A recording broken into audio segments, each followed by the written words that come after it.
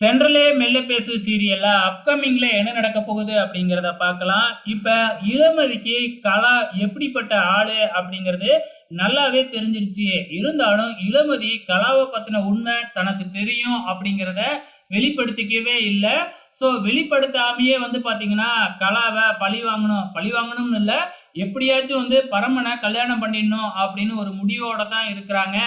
இப்ப வந்து ஒரு வருஷம் கழிச்சு தள்ளி கல்யாணத்தை வச்சுக்கலாம் அப்படிங்கிற மாதிரி ஒரு ஜோசியரை வச்சு இந்த கலா பிளான் போட்டுச்சு இல்லையா, அதை எல்லாத்தையுமே நம்ம இளமதி முறியடிச்சிட்டாங்க. இன்னொரு ஜோசியரை வச்சு சீக்கிரமாவே இவங்களுக்கு கல்யாணம் பண்ணணும் அப்படின்னு சொல்ற மாதிரி கொண்டு வந்துட்டாங்க.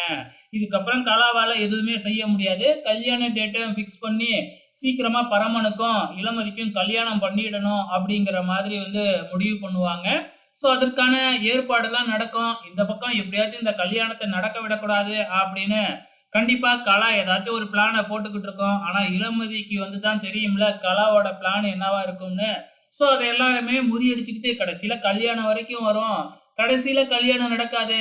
என்ன, நம்ம நம்ம இளமதியோட முன்னாள் காதலன், அதாவது வந்து நம்ம காந்திமதியோட பையனை சுட்டது நம்ம பரமன் தான் அப்படிங்கிற இந்த அந்த உண்மை வந்து நம்ம இளமதிக்கு தெரிய வந்து கல்யாணம் நிக்கும். வெயிட் பண்ணி பாருங்க எப்படிதான் போக போகுதுன்னு.